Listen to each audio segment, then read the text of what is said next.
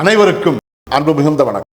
செல்வராமாயணம் என்னும் 20,000 இலக்கண பாடல்களும் இலக்கிய சுவையும் கொண்ட புதிய ராமாயண காவியத்தை புனைய வைத்த என் இறைவன் ராமனை நன்றியுடன் வணங்கி மகிழ்கிறேன். செல்வராமாயணம் பருவம் 3 அயோத்தி பருவம், காலம் 8 பரதன் காலம். நீவிர் செய்தது சரிதானோ என்று சிந்திப்பீர் என பரதன் முனிவரிடம் கேட்ட பாடல் எண் 955.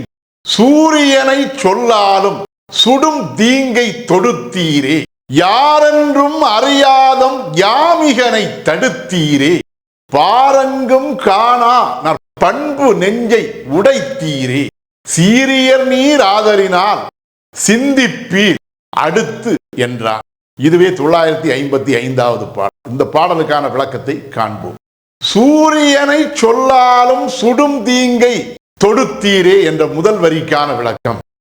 வானிலே உலவுகின்ற கதிரவனை பானங்களால் அடித்து காயப்படுத்துவதைப் போல் கதிரவனை போன்றே மிகவும் சிறப்பு மிக்கவனாக விளங்கக்கூடிய என் தமையனாகிய பரதனை நீவிர் பேசிய வார்த்தைகளால், சுடும் வார்த்தைகளால், சொல்லம்பு என்கிற சுடும் வார்த்தைகளால் அவனை காயப்படுத்தினீரே. அவ்வாறு நீவிர் செய்தது நியாயம்தானோ?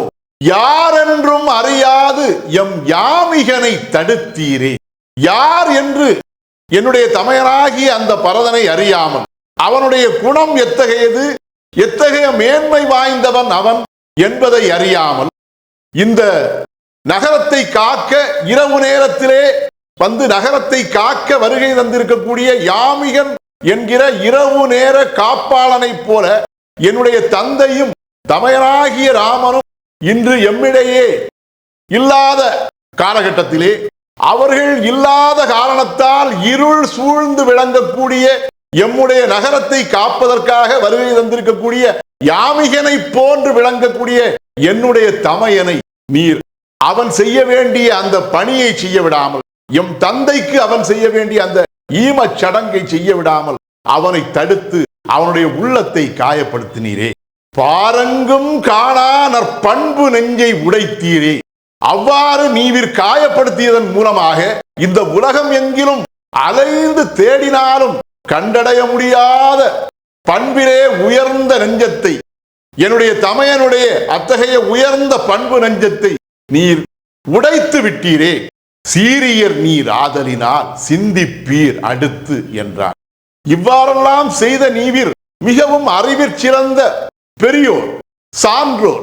ஆதலால் இனி வரும் செயல்களிலாவது, இனி வரக்கூடிய காரியங்களிலாவது இவ்வாறெல்லாம் அவசரப்பட்டு ஒரு முடிவுக்கு வராமல் சிந்தனை செய்து நல்ல முடிவை எடுப்பீர் என்று சத்துருக்கன் அந்த முனிவர் யாவரையும் நோக்கி பேசினார்.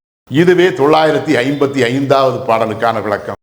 செல்வராமாயணத்தின் 956வது பாடல் மற்றும் அதன் விளக்கம் ஆகியவற்றை அடுத்த பகுதியில் காண்போம். இறையருளால் அடியேன் இயற்றிய நல்லதோர் இலக்கியத்தையே செல்வராமாயண காவியமாக உங்கள் முன் தொடர்ந்து வழங்கி வருகிறேன். உங்கள் அன்பையும் ஆதரவையும் தொடர்ந்து தந்து இந்த புதிய ராமாயண காவியத்தை அனைவரிடத்திலும் கொண்டு சேர்க்குமாறு உங்களை அன்போடு கேட்டுக்கொள்கிறேன். அனைவருக்கும் நன்றி.